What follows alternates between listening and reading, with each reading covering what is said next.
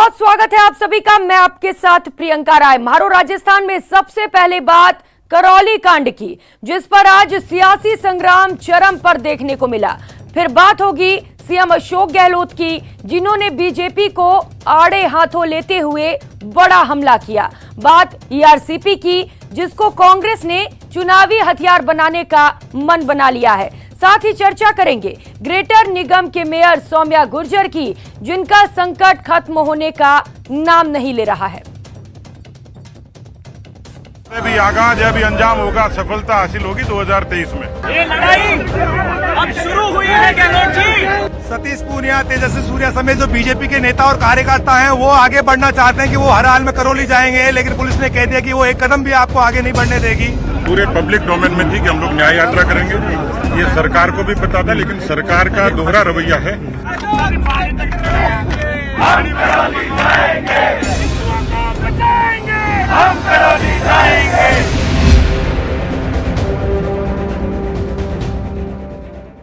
करौली पर बवाल जारी है और साथ ही सियासी उबाल भी। दौसा करौली बॉर्डर पर आज जमकर बवाल हुआ।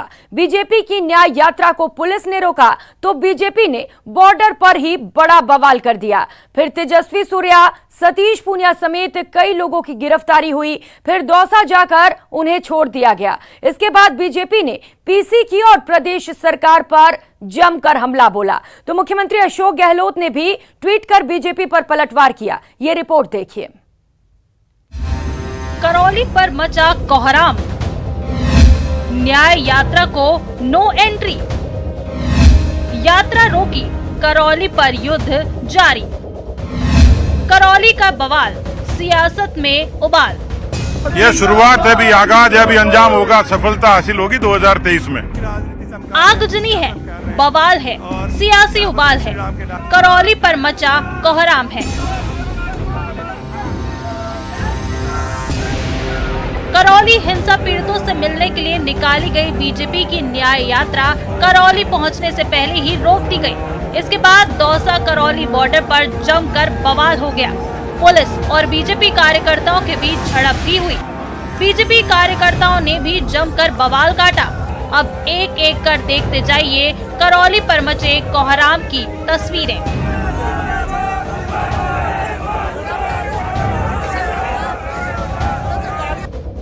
तस्वीर नंबर 1, रोकी गई न्याय यात्रा।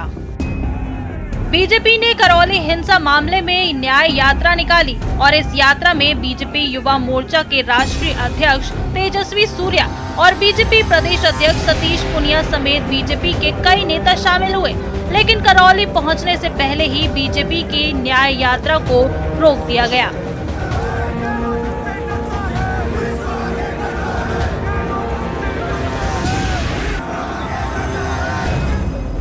तस्वीर नंबर 2, बीजेपी नेताओं का धरना।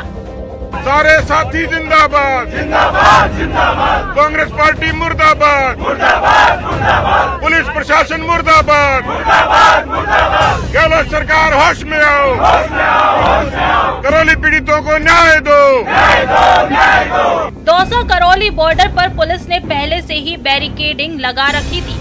बीजेपी के नेता को वहां से आगे बढ़ने की इजाजत नहीं थी। इसी बीच तेजस्वी सूर्या और सतीश पूनिया बैरिकेडिंग पर चढ़ गए, लेकिन पुलिस ने किसी को भी आगे जाने की इजाजत नहीं दी। फिर क्या, बीजेपी दौसा करौली बॉर्डर पर ही धरने पर बैठ गई। हम करौली जाएंगे, हिंदुओं को बचाएंगे, हम करौली जाएंगे।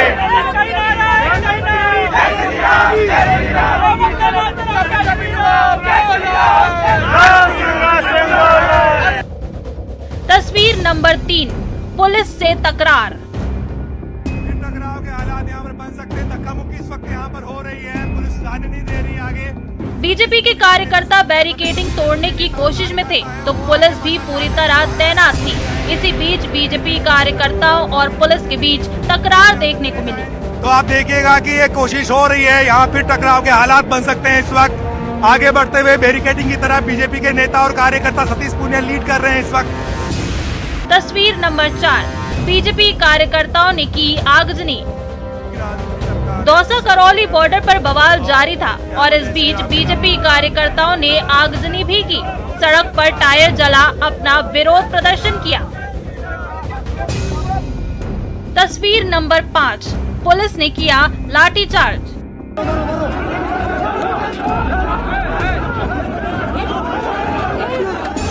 इस बीच दौसा करौली बॉर्डर पर हालात बेकाबू हो रहे थे। पुलिस ने भी मोर्चा संभाला और हालात पर काबू पाने के लिए लाठियां चटकाईं।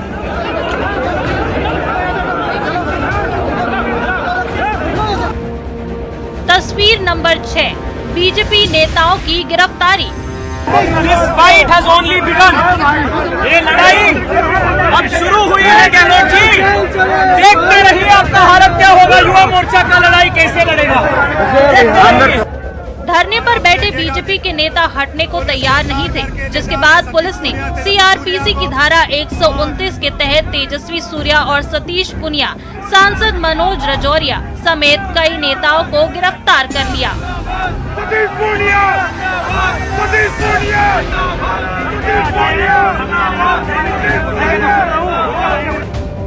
तस्वीर नंबर 7, गिरफ्तारी के बाद दौसा में छोड़ा। आखिरकार बीजेपी कार्यकर्ताओं की जिद पर पुलिस भारी पड़ी और बीजेपी के नेताओं और कार्यकर्ताओं को गिरफ्तार करके पुलिस ले गई है। कोशिश बहुत की बीजेपी के नेताओं ने आगे बढ़ने की, लेकिन वो कामयाब नहीं हो पाए और आखिरकार पुलिस ने उन्हें यहाँ से लौटा दिया है। गिरफ्तारी के बाद बीजेपी नेताओं को बस से दौसा के महिदपुर बालाजी मोड़ पर मंगलम मिडवे में ले जाकर छोड़ दिया गया। इसके बाद बीजेपी ने दौसा में प्रेस कॉन्फ्रेंस की और प्रदेश सरकार पर जमकर निशाना साधा। जानलेवा हमला हिंदुओं के ऊपर राजस्थान में अलग अलग जगह पे हो रहा है and Karauli is the only latest incident. हैरान का बात यह है कि ऐसे जो दंगाई होते हैं इसके विरुद्ध में युवा मोर्चा जैसे लोकतांत्रिक ऑर्गेनाइजेशन, लोकतांत्रिक संगठन विरोध करने के लिए हम रास्ते पे आते हैं। 144 सेक्शन डाल के लाठी चार्ज करके दबाने का कोशिश करते हैं। पीएफआई जैसे एक्सट्रीमिस्ट ऑर्गेनाइजेशंस को, टेररिस्ट ऑर्गेनाइजेशंस को प्रदेश भर में जुलूस निकालने के लिए परमिशन देते हैं। और मुझे लगता है कि राजस्थान की जनता सब देख रही है, ये पब्लिक है, ये सब जानती है और ये मुझे लगता है कि ये आगाज है और अंजाम होगा वो राजस्थान से कांग्रेस के मुक्त होने का होगा। 2023 में तो राजस्थान की जनता बदला लेगी ही, लेकिन उससे पहले भारतीय जनता युवा मोर्चा राजस्थान के हर जिले की सड़कों पर इसका प्रतिकार करेगा। बीजेपी ने कांग्रेस पर वार किया तो मुख्यमंत्री अशोक गहलोत ने भी ट्वीट कर बीजेपी पर पलटवार किया। जिन राज्यों में बीजेपी की सरकारें हैं वहां रामनवमी पर दंगे भड़के। राजस्थान में सभी समुदायों ने साथ मिलकर रामनवमी का त्योहार मनाया एवं रामनवमी के जुलूसों का हिंदू, मुस्लिम, सिख समेत तमाम धर्मों वर्गों के लोगों ने स्वागत किया। बीजेपी को राजस्थान के लोगों की एकता एवं सौहार्दपूर्ण माहौल से परेशानी है। ये अफसोस कर रहे हैं कि प्रदेश में रामनवमी का त्योहार शांतिपूर्ण ढंग से कैसे मन गया। बीजेपी के नेतागण लगातार प्रयास कर रहे हैं कि प्रदेश में सांप्रदायिक माहौल बनाया जाए। इसलिए कभी ये करौली में जाकर भ्रामक बातें करते हैं तो कभी राज्यपाल महोदय को ज्ञापन सौंपते हैं जिससे तनाव बना रहे। परंतु प्रदेश सरकार ने प्रशासन को चाक चौबंद रहने के निर्देश दिए हैं जिससे कोई भी अप्रिय घटना न हो सके। कोई भी व्यक्ति यदि राजस्थान की शांति व्यवस्था को भंग करने का प्रयास करेगा तो उसके खिलाफ सख्त कार्रवाई की जाएगी, चाहे वो किसी भी पार्टी या वर्ग से संबंध रखता हो। अब करौली पर बवाल अनलिमिटेड है। बीजेपी इस मुद्दे को चुनावी मुद्दा बनाने की फिराक में है, तो वहीं कांग्रेस भी इस मुद्दे पर जोरदार पलटवार कर रही है। Bureau report, news 18 Rajasthan.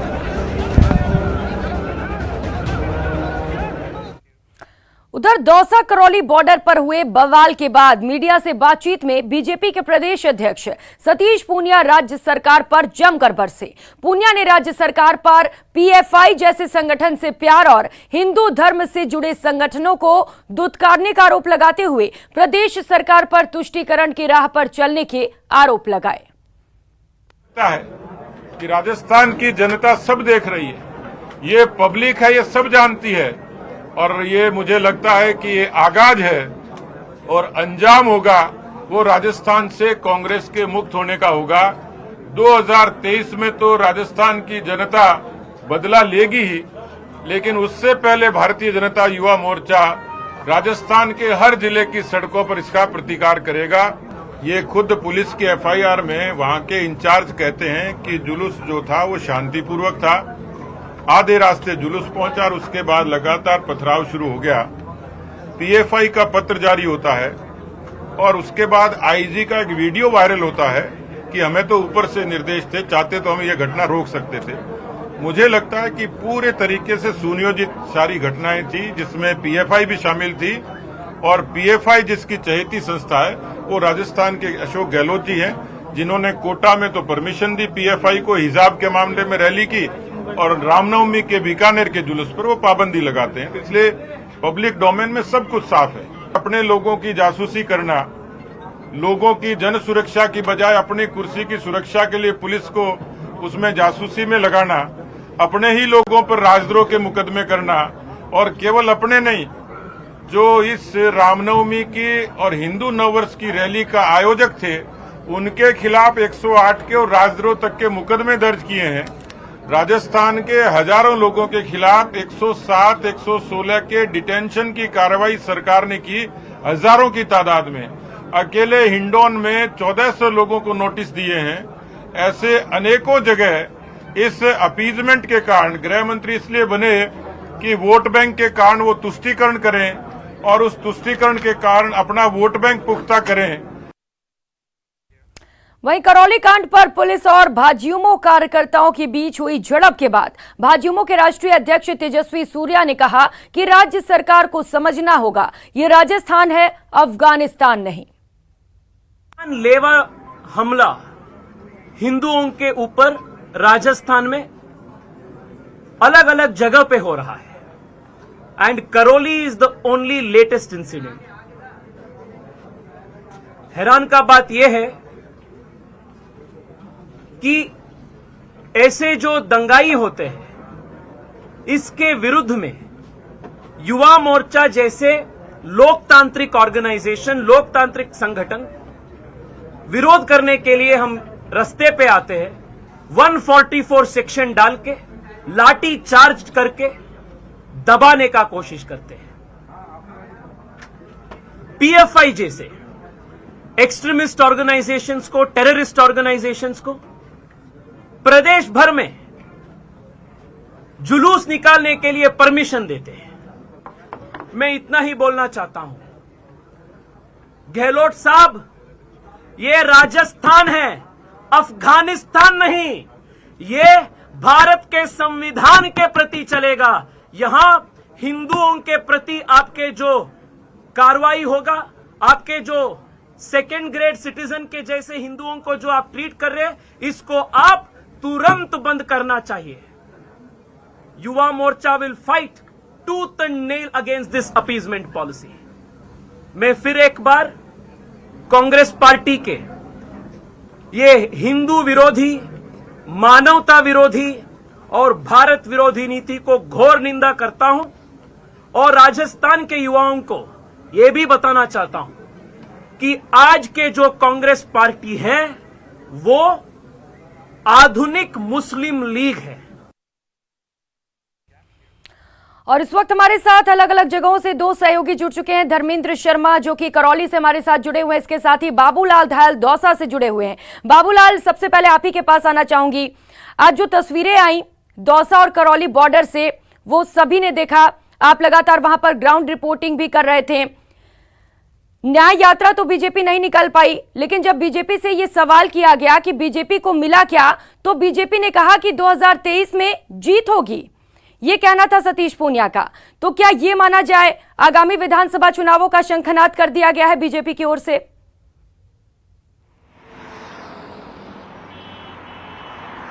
जी बिल्कुल, और जब भी ऐसी घटनाएं होती है तो बीजेपी उसमें कूद पड़ती है, वो इंतजार नहीं करती। और जैसे ही करौली की घटना हुई उसके बाद तो बीजेपी एक्टिव मोड में आ गई और आज न्याय यात्रा निकालना चाहते थे। दौसा से लेकर करौली तक लेकिन मंसूबे कामयाब नहीं हुए पार्टी नेताओं के। तेजस्वी सूर्या से लेकर सतीश पूनिया ने कोशिश तो बहुत करी, लेकिन पुलिस के इंतजाम इतने चाकचौबंद थे कि दौसा बॉर्डर से वो करौली में दाखिल नहीं हो पाए, और जब कोशिश की तो पुलिस ने उनको गिरफ्तार कर लिया। यानी कि बीजेपी हिंदूवादी एजेंडे को आगे बढ़ाकर अब चुनावी मोड में आ गई एक तरह से, और वो चुप नहीं बैठने वाली है। सतीश पूनिया ने आज कह दिया है कि हम 2023 से पहले बिल्कुल खामोश नहीं रहेंगे। जहां जहां भी उन्हें लगेगा कि बहुसंख्यक समुदाय के साथ अन्याय और अत्याचार हो रहा है, वहां पर पार्टी अपने स्टैंड पर कायम रहेगी, वहां जाएगी और लोगों के दुख दर्द में शामिल होगी। आज ये भी बोल रहे थे सतीश पूनिया कि हम पीड़ितों से जाकर मिलना चाहते थे, उनका दुख दर्द जानना चाहते थे, और करौली के लोगों के साथ में जो नाइंसाफी हुई है, हम सरकार से उम्मीद करते हैं कि वो उनको इंसाफ दे, निर्दोष लोगों को न फंसाया जाए और जो गुनहगार है उनकी धरपकड़ हो। तो आरोप भी लगाए जा रहे हैं बीजेपी की ओर से कि सरकार जो है निष्पक्षता का परिचय नहीं दे रही है, स्वतंत्र और निष्पक्ष जांच नहीं हो रही है, और धर्म विशेष के जो लोग हैं उनको बचाने की कोशिश हो रही है। हिंदूवादी एजेंडा है बीजेपी का जिस पर वो काम करती है। सरकार की ओर से तमाम कोशिशें होती हैं कि शांति बहाली भी रहे, तमाम लोगों को एकजुट रखा जाए, और जब इस तरह का माहौल हो, तनाव वहां पर बना हुआ हो, तो इतनी बड़ी संख्या में लोगों को सरकार जाने की इजाजत नहीं दे सकती थी, लिहाजा पहले ही वहां पर कर्फ्यू लगा दिया गया था। और ऐसे में बीजेपी नेताओं ने जिद की कि वो तो जाकर ही दम लेंगे, तो पुलिस ने रोका। तनाव की स्थिति एक बार बनी, लाठियां भी भांजी गई कई बार, लेकिन आखिरकार पुलिस के जो अधिकारी थे उनकी सूझबूझ से आज कोई बड़ी घटना नहीं हो पाई और बीजेपी के नेताओं को वापस जयपुर लौटना पड़ा है। लेकिन जाते जाते एक संदेश जरूर देके गए हैं बीजेपी के नेता कि वो खामोश रहने वाले नहीं हैं। जहां भी ऐसी घटनाएं अगर पेश आएंगी तो जाएंगे और आवाज बुलंद करते रहेंगे। एक जिम्मेदार प्रतिपक्ष की भूमिका में वो रहेंगे, लेकिन अगर बहुसंख्यक समुदाय के लोग होंगे तो फिर वो अत्याचार को सहन नहीं करने वाले हैं। जी बिल्कुल तो बाबूलाल, जाते जाते बीजेपी ने ये संदेश भी दे दिया कि ये तो महज आगाज था, अभी पूरी पिक्चर बाकी है, सिर्फ ट्रेलर देखा है आपने। धर्मेंद्र शर्मा, करौली में अभी ताजा हालात क्या हैं और कल छूट दी जाएगी 12 घंटे की, इसको लेकर क्या कुछ तैयारी है प्रशासन की ओर से?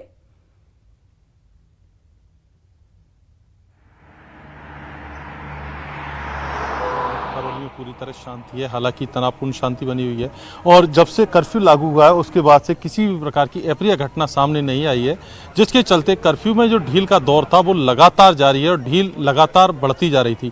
आज की अगर बात करें तो आज कर्फ्यू में जरूर न्याय यात्रा को देखते हुए कर्फ्यू की जो ढील थी वो 4 घंटे छोड़ दी गई थी, और कल एक बार फिर कर्फ्यू में जो ढील का सिलसिला है वो बढ़ा दिया गया, और कल सुबह 6 से शाम के 6 बजे तक यानी 12 घंटे की ढील रहेगी।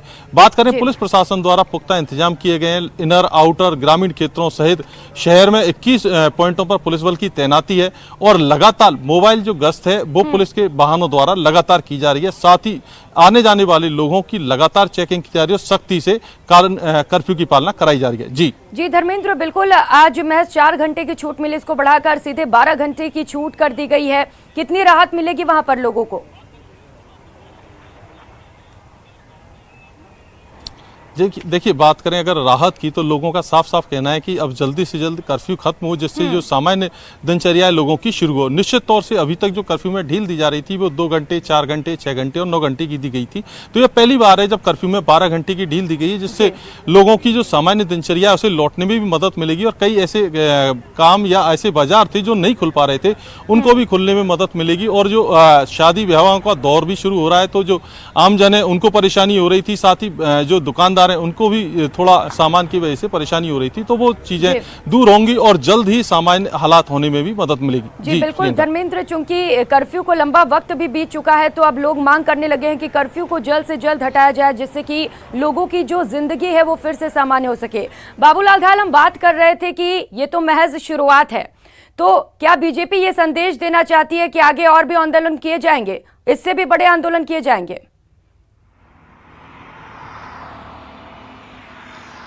जी बिल्कुल, उनके संकेत तो साफ साफ हैं कि वो चुप तो नहीं बैठने वाले हैं। आज करौली में घटना हुए 10-12 दिन हो गए, रोजाना बीजेपी के नेता वहां पर जाते हैं, लोगों से मुलाकात भी करते हैं, वहां जाकर के जांच टीम यानी कि जांच भी करके आ गई उनकी, दिल्ली में जाके प्रेस कॉन्फ्रेंस भी कर ली, वसुंधरा राजे ने जाकर के लोगों के हालचाल भी पूछ लिए।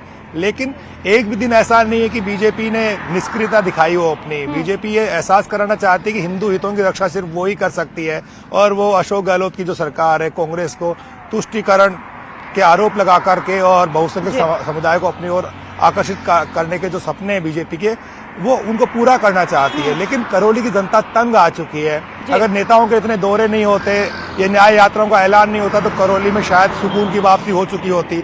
ये जो दौरे हो रहे हैं नेताओं के, इससे करौली की आम जनता बहुत परेशान हो चली है। शायद पीस कमेटी जो होती है, अमन कमेटियां, वो अपना रोल ज्यादा प्ले करती, आम लोग आपस में मिलते, गिले शिकवे दूर होते। बिल्कुल बाबूलाल, ये जो रैलियां हो रही हैं और जो दौरे हो रहे हैं, उससे कहीं न कहीं लोग ज्यादा परेशान हो रहे हैं। बहुत शुक्रिया आपका धर्मेंद्र और बाबूलाल तमाम जानकारियों के लिए। 2 अप्रैल को एक बाइक रैली में बवाल हुआ और करौली जल उठा, जमकर आगजनी, उपद्रव और तोड़फोड़ हुई। हालात इस कदर बिगड़े कि करौली में कर्फ्यू लगाना पड़ा और पूरा इलाका छावनी में तब्दील हो गया। बवाल तो थमा नहीं, लेकिन सियासत लगातार बढ़ती जा रही है। सियासत जो करौली कांड के जख्म बार बार कुरेद रही है। इस रिपोर्ट में देखिए अब तक करौली में क्या क्या हुआ।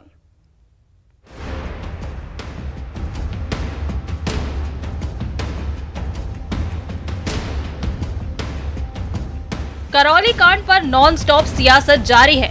बीजेपी करौली हिंसा को लेकर कांग्रेस पर हमलावर है, तो वहीं कांग्रेस हिंसा के लिए बीजेपी को जिम्मेदार ठहरा रही है।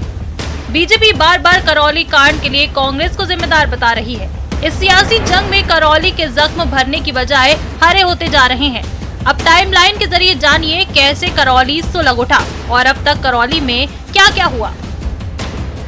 2 अप्रैल को नव संवत्सर बाइक रैली पर पथराव, हिंसा में करीब 45 लोग घायल हुए। 2 तारीख को 7 अप्रैल तक कर्फ्यू लगाया गया। 7 अप्रैल को कांग्रेस और बीजेपी का जांच दल पहुंचा। 10 अप्रैल को कर्फ्यू बढ़ाया गया। 10 अप्रैल को ग्रामीण विकास एवं पंचायती राज मंत्री रमेश मीणा पहुंचे। 11 अप्रैल को व्यापारियों, हिंदू समुदाय और मुस्लिम समुदाय से बैठक कर चर्चा हुई। 12 अप्रैल तक कर्फ्यू बढ़ाया गया। 12 अप्रैल को दिन में 9 घंटे की ढील दी गई। 12 अप्रैल को पूर्व सीएम वसुंधरा राजे पहुंची। 14 अप्रैल तक कर्फ्यू को बढ़ाया गया। 13 अप्रैल को 15 अप्रैल तक कर्फ्यू बढ़ाया गया। 13 अप्रैल को सुबह 6 बजे से 10 बजे तक 4 घंटे की ढील। 13 अप्रैल को बीजेपी का न्याय रैली का आह्वान। 13 अप्रैल बीजेवाईएम अध्यक्ष तेजस्वी सूर्या धरने पर बैठे। प्रदेश अध्यक्ष सतीश पूनिया भी धरने पर बैठे। करौली हिंसा में अब तक 25 एफआईआर दर्ज हुई हैं। पुलिस ने अब तक 28 लोगों को गिरफ्तार किया। 2 नाबालिगों को भी दस्तयाब कर बाल संप्रेषण गृह भेजा। जब जब लगता है कि अब करौली दर्द से ऊपर उठ चुकी है, तब तब सियासतदान पहुंच जाते हैं करौली के जख्मों को ताजा करने। धर्मेंद्र शर्मा, न्यूज़ 18 करौली। शुरुआत है, अभी आगाज है, अभी अंजाम होगा, सफलता हासिल होगी 2023 में। ये लड़ाई अब शुरू हुई है गहलोत जी। सतीश पूनिया, तेजस्वी सूर्या समेत जो बीजेपी के नेता और कार्यकर्ता हैं, वो आगे बढ़ना चाहते हैं कि वो हर हाल में करौली जाएंगे, लेकिन पुलिस ने कह दिया कि वो एक कदम भी आपको आगे नहीं बढ़ने देगी। पूरे पब्लिक डोमेन में थी कि हम लोग न्याय यात्रा करेंगे। ये सरकार को भी पता था, लेकिन सरकार का दोहरा रवैया है।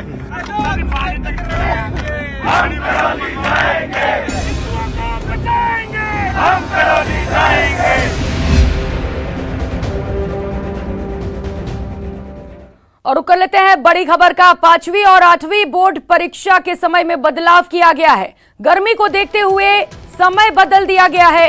कक्षा 5 की परीक्षा अब सुबह 7:30 बजे से शुरू होकर 10 बजे खत्म होगी। इसके साथ ही कक्षा 8 की परीक्षा सुबह 10:30 बजे से शुरू होगी और दोपहर 1 बजे खत्म हो जाएगी।